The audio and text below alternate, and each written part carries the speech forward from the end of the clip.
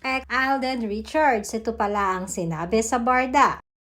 Ayaw na nga bang pakawalan ni David si Barbie?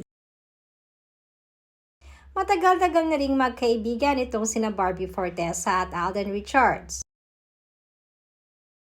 Mapapansin na halos may mga pagkakaparehas ang dalawa.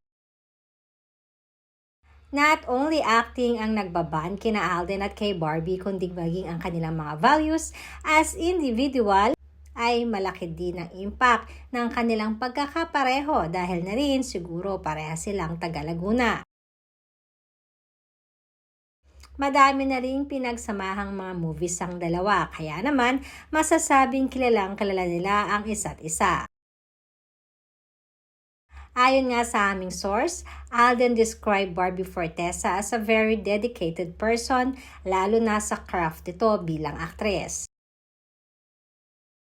Gusto daw kasi ni Barbie na makilala siya bilang aktres dahil sa galing niyang umarte at hindi dahil aktres lamang siya. Malapit na rin di umano si Barbie sa kanya, kaya naman isang kapatid na rin ang turing ni Alden kay Barbie. Marami na rin itong nalalaman sa lahat ng pinagdaanan ng dalaga.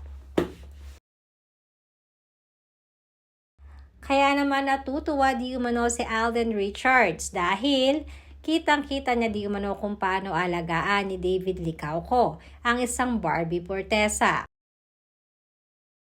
Biro pa ni Alden na mukhang ayaw na di umano pakawalan pa ni David itong si Barbie dahil bakod na ito sa kanya. Iba din daw kasi ang chemistry ng dalawa. Sa lahat ng nakasama sa showbiz ni Barbie, ganoon rin sa karelasyon.